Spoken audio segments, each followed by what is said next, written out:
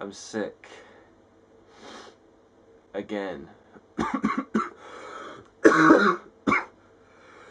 fuck.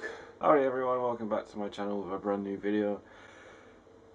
Last week I did do a video, but I chose not to, well, upload it because it was a very personal type of video. So yeah, I'm doing this video now. So today's video is going to be about my fears, which is something I'm probably going to regret in the future. So my first fear is arachnophobia. I am scared, well not scared, I'm slightly scared of spiders. Like, I don't mind them if they're in the corner of my room and they're not bothering me, that's fine. Stay the fuck away from me now, stay the fuck away from you. But if a spider is next to me, I will scream. I say, the one spider I don't really mind is a daddy long legs, mainly because they're harmless. But I'm kind of going to say like 3 kind of stories to kind of why I'm slightly scared of them. Okay, so my first spider story comes from when I was in year 10 and we did some work experience stuff. And we had to go into school wearing what we were going to wear for work experience.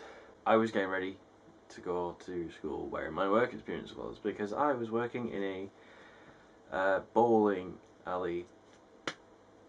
And it was joint with a karting area, and now that's shut down, I think. I don't know. I have this thing where if I don't like the way my body looks, I will zip up my fucking hoodie or jacket because fat. And as I looked down to zip up my jacket, hoodie, it's a hoodie, I wore a hoodie, I remember, there was a spider that was just above like the heart area, kind of just under how do I describe it? We'll just sit underneath your breasts. Kind of here, like in this area. And I screamed. I did the manliest scream you can ever imagine. My stomach just screamed. I panicked. I didn't know what to do. So I was looking around my room for something to grab it, and I found a pair of my old PE shorts, so I grabbed them and grabbed the spider with them, crushed it to kind of make sure it wasn't, well, make sure it was off me, so I grabbed it and then I just walked out my room with my hand like this the entire time. And I threw him outside and closed the door because that spider's not coming back in. I need to get my tissues. 1 second.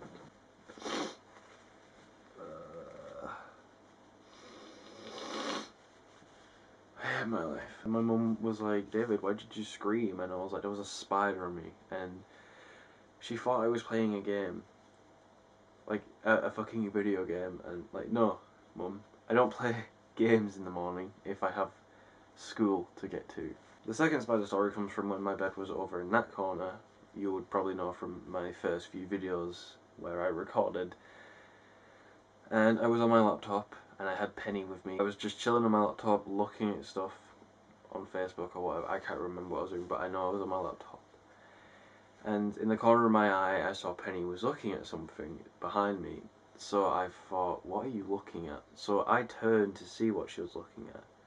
And there was a spider, like, on the wall, coming towards my head.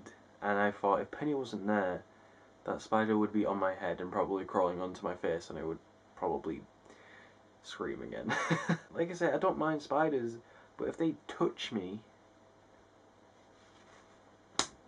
it's dead. And then I just picked up a glass that was empty because I had just finished a drink, I'm guessing. And I did get a glass, I know I did, because I had trapped it. And it ran to the very end of the glass and stared at me. I could see its eyes clearly and it was horrifying. I took a picture of it, sent it to my ex-girlfriend, and she told me to release it, and I did. And it's horrible. My third and final spider story so far was, I do this tendency where I look up towards the ceiling when I'm leaning back, and it's normally to stretch out my neck a bit because I do that. I'm sorry if I disgusted anyone who hates the sound of cracking bones, but fuck me, that was amazing. A daddy longlegs running down the wall towards my face. So I jump up and I just watch it. I move my pillow so it doesn't get anywhere on my bed, and it goes down the corner between my wall and the bed. And I hope it stayed there and doesn't come out. Why I'm fucking scared of spiders. When they run at me, I will probably run away. If they stay the fuck away from me and they're in a corner, cool. Start a family, train them, teach them not to come near me. Have a good life. My second fear is claustrophobia. I am scared of being in a very tight, compact space where I am unable to move. And it's just the thought of, because I'm stuck and I can't move, I have not much room space, and I don't know, I'm just stuck. I panic a little because I have this thing where I do like moving around my arms and my legs, because I'm sitting cross-legged right now and it's uncomfortable for me. So imagine me in a box, unable to move. It's uncomfortable and I hate it. So if I was in a box and I was trapped and I couldn't get out, I would probably just cry. When we're in a tight space and we can't move, breathe, do a lot of things, we hyperventilate and we have panic attacks because we can't do anything. And because we're panicking, we're losing a lot of oxygen while we're in this box.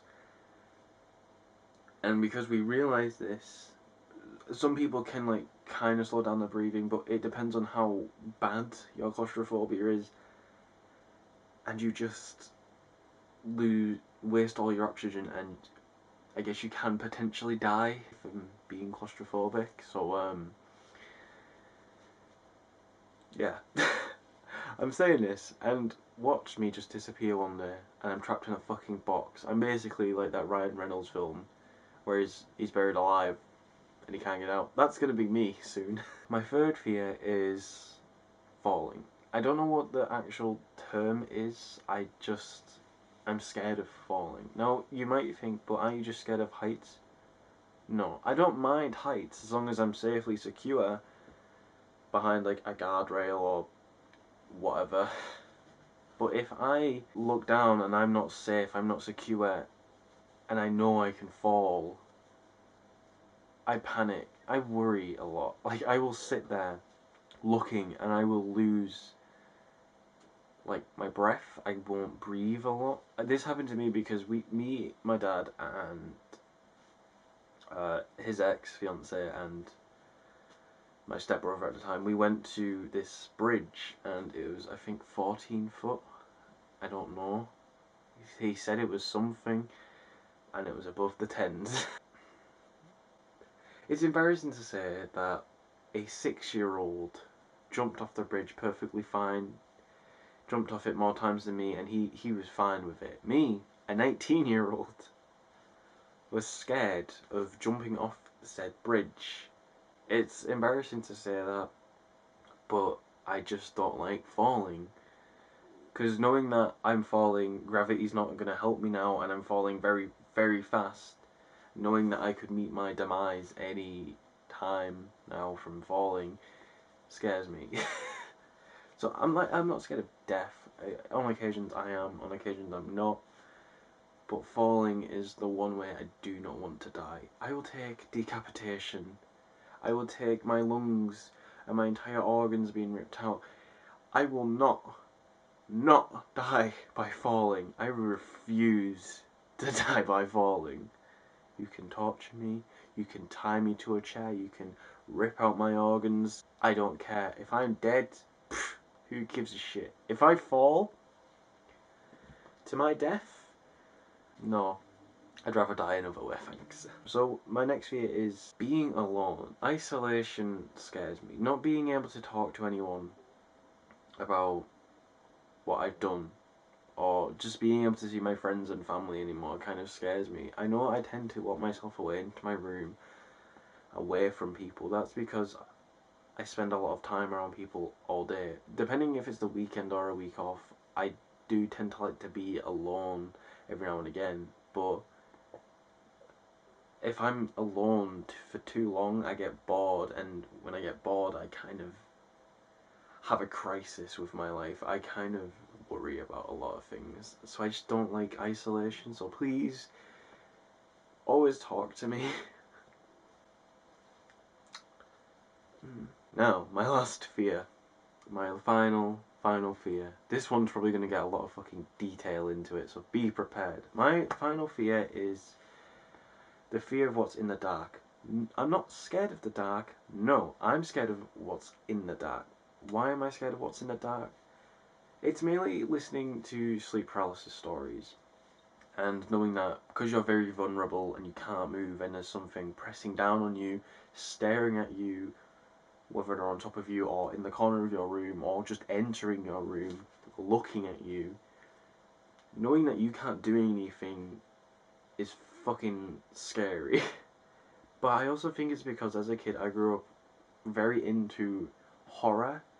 So I would watch a lot of scary machinimas and I would read a lot of creepypastas because I was weird and I got into very much terrifying folklore, and because I was very into it I got worried about sleeping at night because I thought it's true and knowing this story is gonna kill me.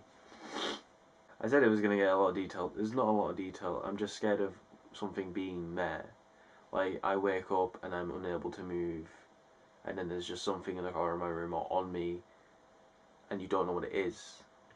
It's kind of like if I ever had a relationship, I wouldn't have sex in the dark. Because it's like you won't know who it is. It might not be your lover who's having sex with you. It might be someone else or something else. Think about that when you have sex in the dark. I like to set the mood. I like some candles. Okay, I say I like some candles. I haven't had any human fucking thingamabob in a while. Even if I can move, if I see something in the corner of my room staring at me, I'll freak. I will freak the fuck out. And it's not a good thing. Oh fuck, my nose is not in the mood. So I think I'm going to end this video here because I'm not well. I kind of want to get some rest. So if you guys did enjoy today's video, please leave a like. If you're new to this channel, subscribe down below. Fucking hell, it's hard to breathe. And if you have any of your fears that you would like to say, tell them in the comment section below because I want to read what you're scared of. So I can use it against you in the future. That's a lie. I will not use your fear against you in the future. I'm not horrible. Yeah. Goodbye.